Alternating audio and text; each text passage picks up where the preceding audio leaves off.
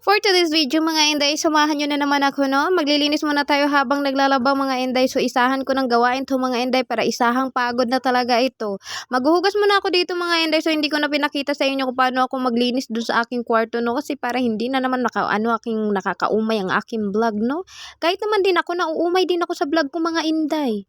Pero no choice naman tayo kasi ito naman talagang routine natin araw-araw no. Ito naman ang buhay natin, buhay may bahay, asawa mga inday ko.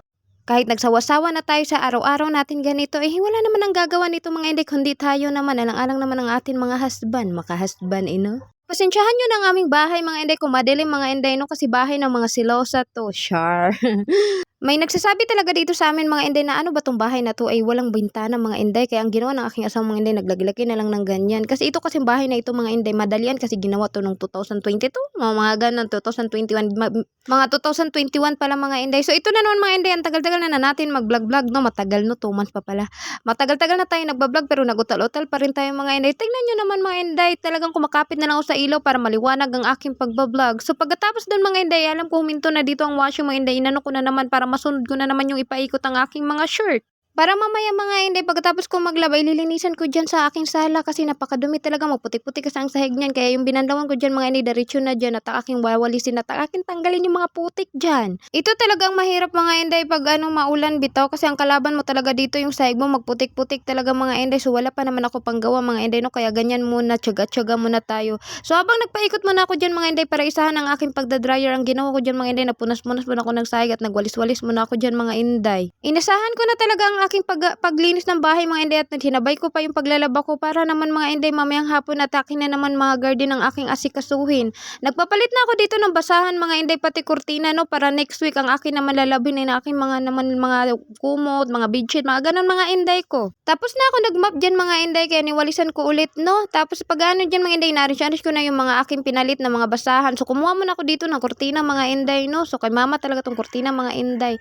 So ginawa ko mga inday, nagpalit muna ako kasi ibabad ko to yung mga kurtina mga inday kasi maraming talumto. May magagalit pa na yun si mama pag maraming talumto mga kanyang mga kurtina no. Matatapos na talaga ako dyan mga inday, siguro mga 3 times a day bago ko yan natapos yung pagkakabit ng kurtina na yan. So pagkatapos ko dyan mga inday, doon na naman ako sa CR magkabit ng kurtina mga inday.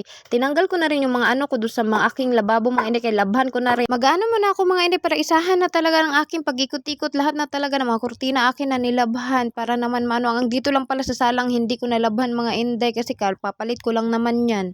Natapos na ako dito mga inday na magkabit no, pinapas forward ko na yan kasi matagal, 2 beses din ako dyan mga inday bago talaga akong dyan, mabilis talaga ako tupakin pag hindi ko agad matapos yung aking gawain no.